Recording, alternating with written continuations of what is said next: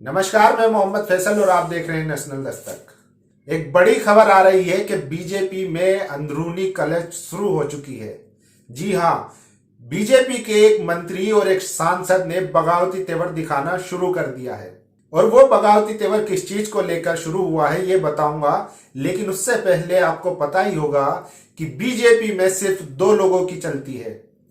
वहां पर बिल्कुल तानाशाही है। जो लोग पार्टी में जो लोकतंत्र होना चाहिए, जो सलाह मशवरा होना चाहिए, वो बिल्कुल खत्म है। 2014 के बाद से जब से प्रधानमंत्री और अमित शाह आए हैं, बीजेपी पार्टी दो लोगों की बनकर रह गई है।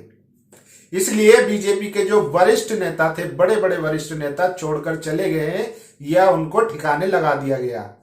इसी तरह हाल हुआ कि उनके गठबंधन में जो पार्टियां थी, चाहे वो पंजाब में कौर जी की पार्टी हो, चाहे हनुमान बेनीवाल हो, ऐसे तमाम साथी थे उनके। यूपी में चाहे राजभर हो, जो उनके साथ मिलकर लड़े थे, लेकिन जब उनकी बात नहीं सुनी गई, वो लोग उनको छोड़कर चले गए। कृषि कानूनों पर तमाम ऐसी पार्टियां थी जो किसान हितों के लिए लड़ती थी। उन लोगों ने बीजेपी से किनारा कर लिया सिर्फ इसलिए क्योंकि उनका सलाह मशवरा नहीं लिया गया, उनको पूछा नहीं गया कि ये किसान बिल जो आ रहे हैं इन पर उनकी क्या राय है। इसीलिए तमाम पार्टियां उनको छोड़कर चली गई।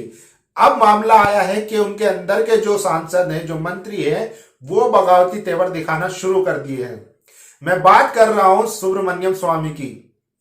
उन्होंने रोजगार को लेकर, भारतीय अर्थव्यवस्था को लेकर बड़ा ट्वीट किया है। उन्होंने लिखा है कि घोड़े को पानी के पास ले जाया जा सकता है, उसको पानी पिलाया नहीं जा सकता। आप समझ सकते हैं कि ये सीधा सीधा इशारा किसकी तरफ है।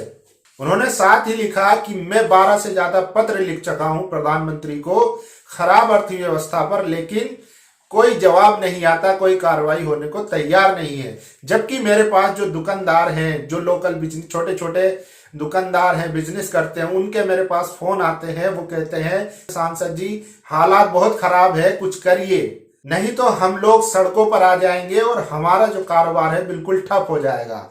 लेकिन उसके जवाब में जब सांसद प्रधानमंत्री को पत्र लिखते हैं, वहां से कोई जवाब नहीं आता, ना ही इसके ऊपर कार्रवाई होती है। तो ये सुब्रमण्यम स्वामी संकेत दे रहे हैं कि वो सरकार से नाराज है। खासकर जो पार्टी में दो लोगों की जो चल रही है उससे बहुत नाराज है। न किसी मंत्री की सुनी जा रही है, न संतरी की सुनी जा रही है। वहीं दूसरी तरफ एक प्रोग्राम में, रोजगार पर एक प्रोग्राम था, उसमें नितिन गडकरी ने कहा है कि सरकार को सोचना होगा, क्योंकि रोजगार अगर आप नहीं देंगे तो नेशनलिज्म और राष्ट्रभक्ति और हिंदुत्व के नाम पे आप सत्ता में नहीं रह सकते हैं। यानी कि गडकरी भी मानते हैं कि आज भारत में रोजगार की भारी कमी है। अभी हाल ही में 17 सितंबर को मोदी जी का बर्थडे था, जिसको देश भर के युवाओं ने बेरोजगार दिवस के रूप में मनाया। ये सोचने वाली बात है और बड़े ही शर्म की बात है कि हमारे देश के प्रधानमंत्री का बर्थडे बेरोजगार दिवस के रूप में मनाया जाता है, जुमला दिवस के रूप में मनाया जाता है। लेकिन सरकार अब भी इस चीज को लेकर सीरियस नहीं है।